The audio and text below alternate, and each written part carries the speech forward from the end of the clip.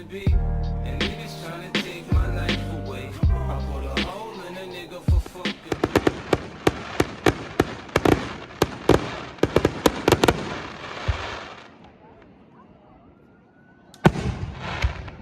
What's up, YouTube? Back in the shop.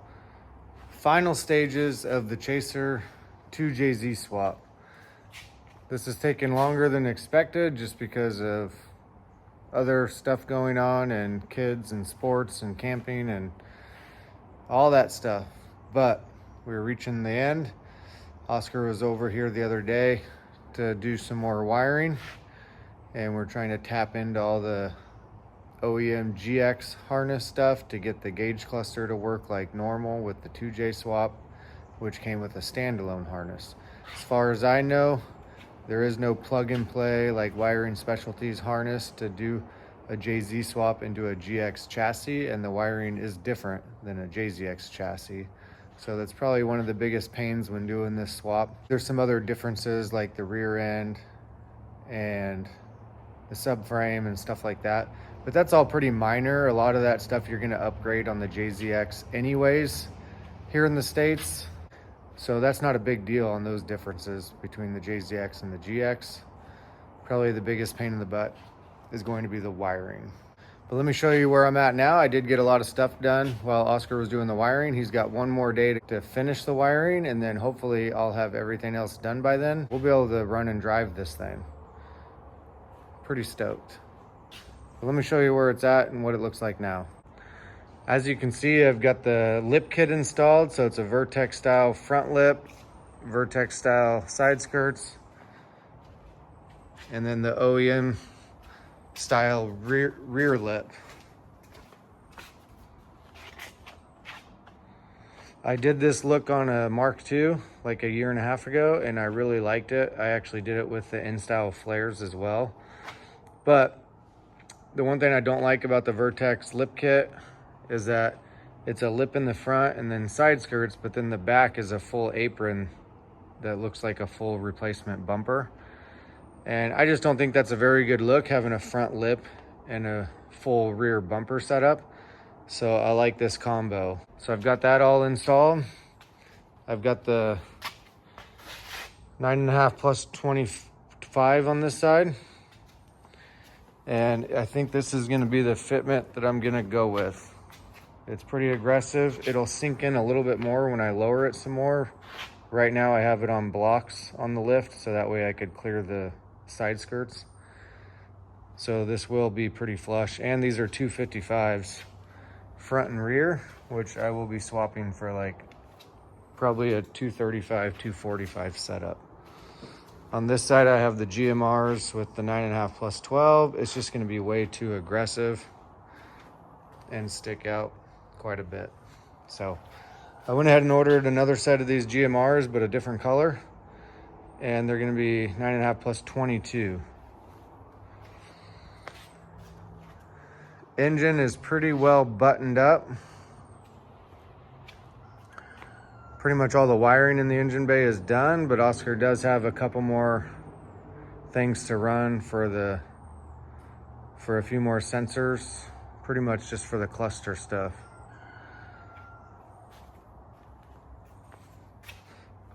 But it is looking good and looking clean. Here you can see the nice space I have between the radiator fan setup and the 2J. I went with E fans on this with no shroud. These are some very good brushless fans, and they should pull more than enough air for this car.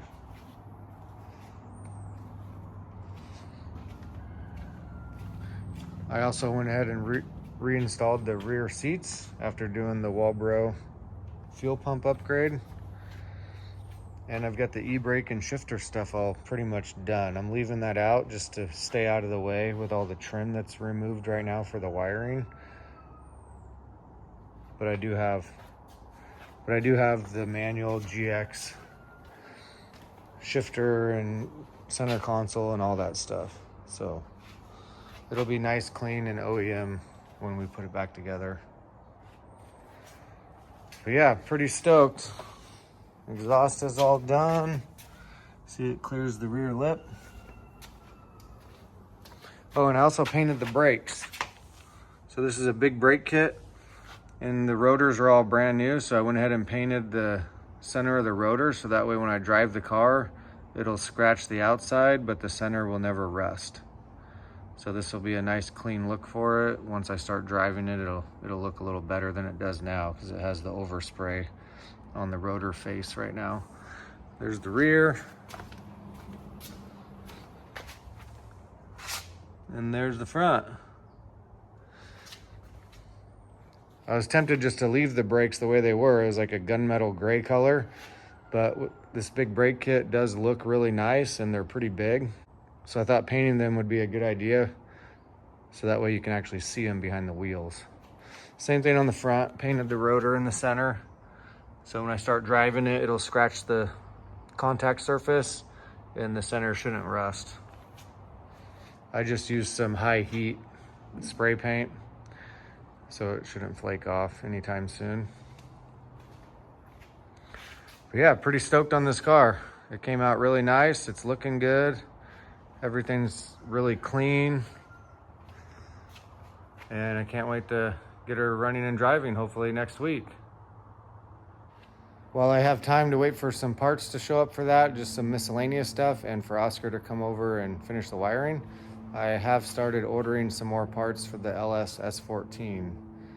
And the reason why is because somebody on Facebook made a post like a week ago looking for a GX100 Mark II. So if you've been following these videos, you would know that I test fit a Chevy Vortec 4200 Atlas swap in this Chaser before putting the 2J in. And then I was gonna swap that into that Mark II that I had outside after this swap was done. But seeing as this hobby is also costing a lot of money to do all these projects, when somebody wants to buy a car that I have, I'm not one to usually say no if the price is right.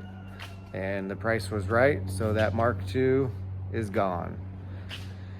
So I'm gonna go ahead and order. I do have another car from Japan landing in like a week and a half, but it's not an X100. So I do need to go ahead and order another X100 Chaser or Mark II, because I don't like the Cresta, it's freaking ugly.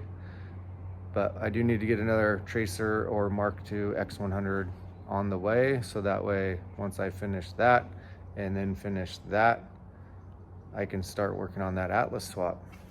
But for now, like I was saying, I've been ordering parts for the S14, and I'm gonna start working on that here probably this weekend, just starting to clean up the stuff that's already on it and find little things that need to be addressed before I start throwing parts at it. So right now, I'm gonna go ahead and wash my S13 Villains car, because we do have a Villains drift event next weekend. And I need to give that thing a bath. So I'm gonna wash the VQ S13, and then I'm gonna wash the LS S14, and yeah. And then just start plugging away at it.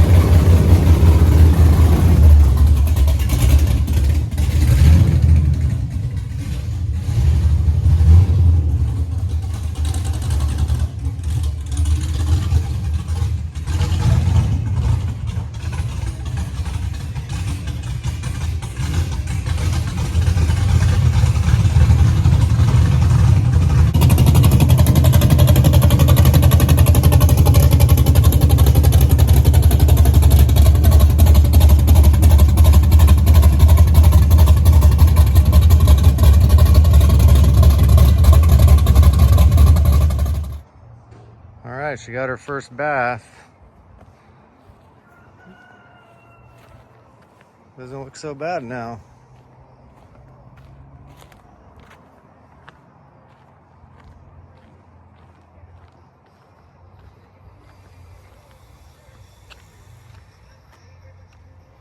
Let's see if I can go for a drive and if this thing will drive.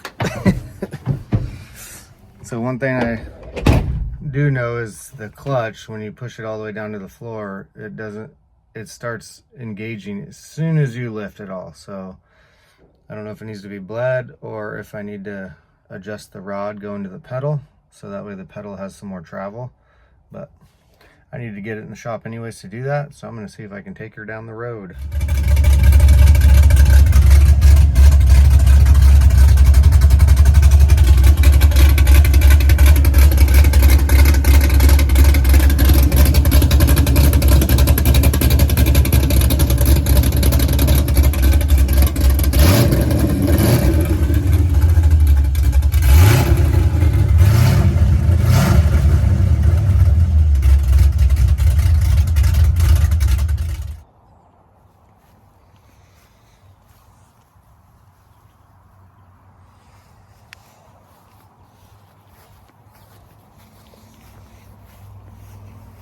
Come on, Smokey.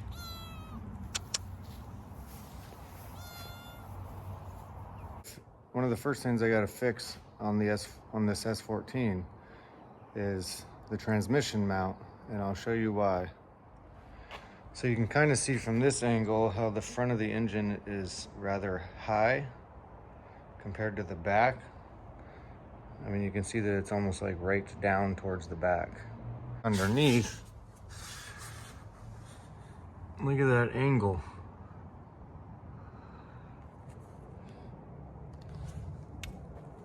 So you can tell if I take the transmission mount off and clearance that tunnel a little bit more, I'll be able to jack it up and fix that angle from the transmission to the drive line. And the yoke will actually sink into the transmission a little further because it has plenty of room.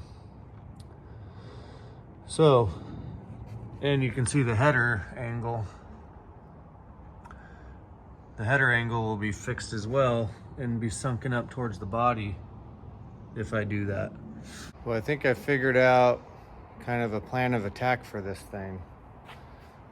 The previous owner did the swap and stripped it for the cage and then never finished the project.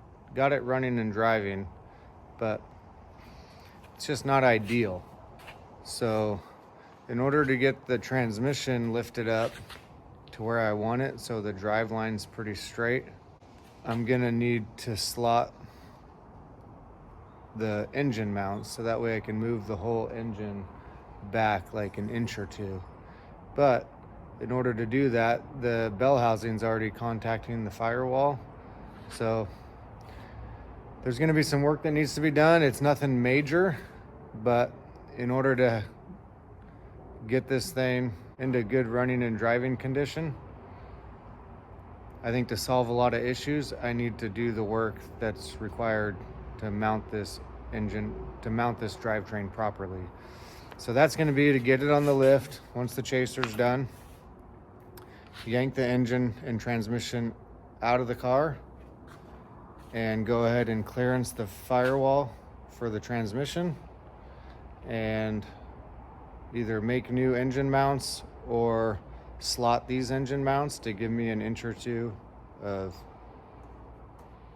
travel to move everything back. And then also I can relocate some brake lines and fuel lines that are going to be close to the header on this side.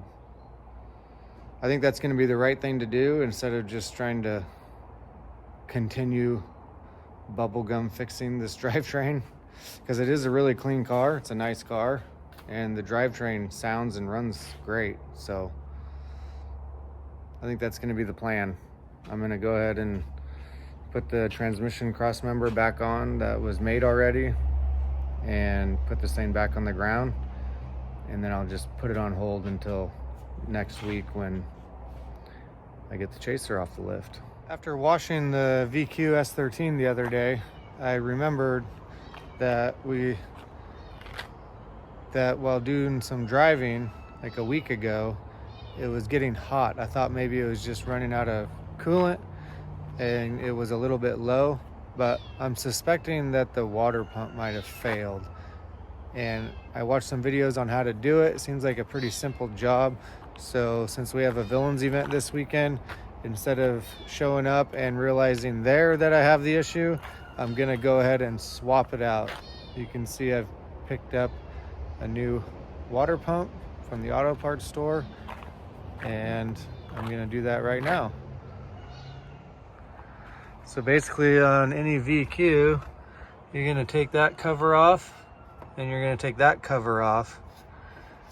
You're gonna take the chain tensioner out of this cover, and then you're gonna rotate the motor back a very small amount so that the chain releases tension on the water pump, and then you pull the water pump out. And then you slide the new pump. Well, there you can see the tensioner, and it seems to be in good working order. And everything looks fine on that side. And there you can see the water pump. New water pump is in. Let it cure most of the day for the RTV, for the covers. And now I'm burping it.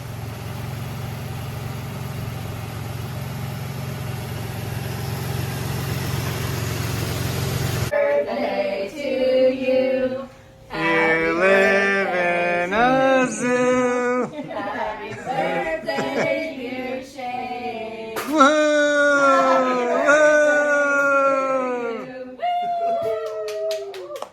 Now put it in your face. He's like, everyone leaves me.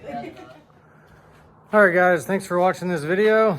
I am getting sick and tired of this front bumper sag in the front of the VQ S13. So I'm going to try to build a plywood splitter before Villains this weekend.